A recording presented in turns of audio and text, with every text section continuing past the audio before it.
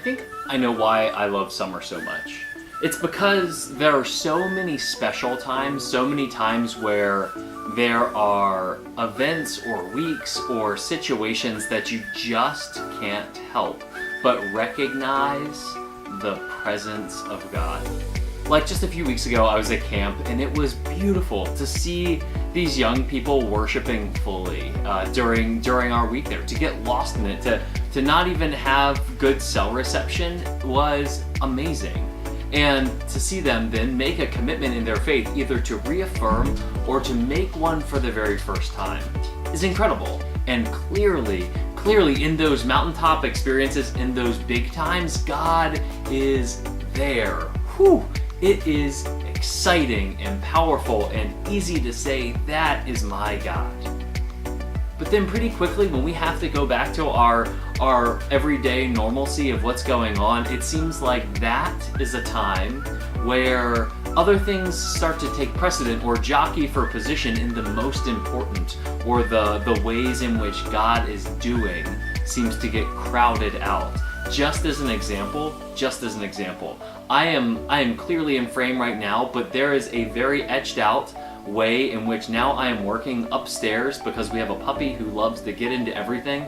And so after camp, we had a second monitor that just kind of now has started to live on our dining room table. And my laptop is here, and my papers are here, and my all-important coffee is right here.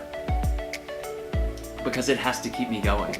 And I think that normalcy and getting into the rhythm of then idolizing productivity and the things that would normalize everything else, like efficiency and showing my worth, and even if that takes the cost of somebody else, that's so important in those times where we're not at camp or on vacation or things like that. And in our scripture today, when we reflect on Jezebel, I think that's her big sin, is that she is a foreigner coming in and marrying King Ahab, who did more harm and nastiness than anybody else and all the kings before.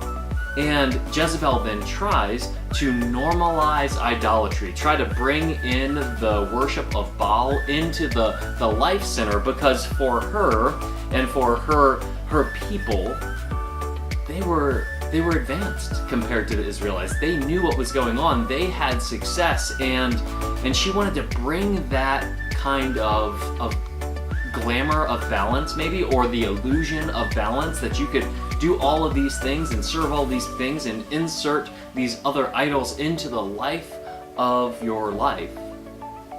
That just wasn't working.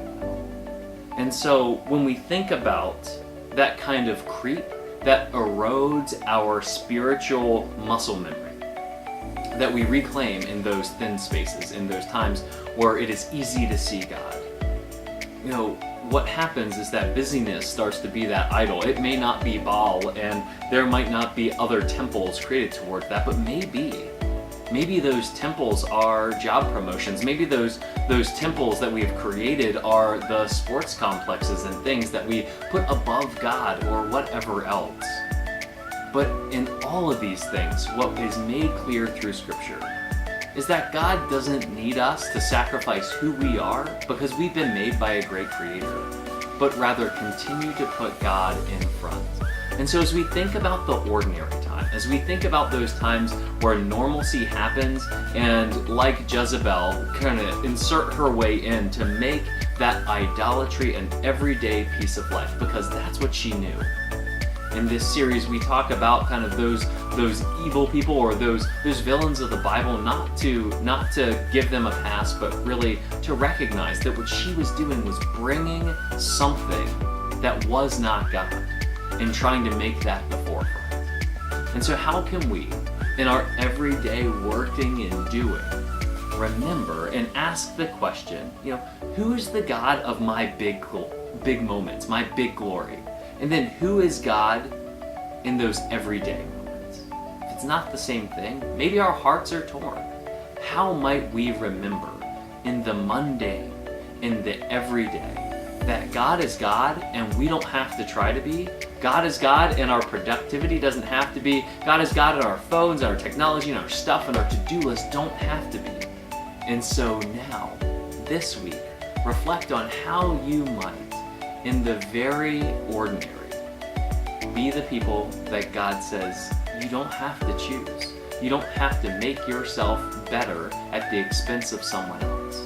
You don't have to make sure that you get all the things done, because there's always going to be more things. But just pause and make sure that next faithful thing is the thing that gives me glory.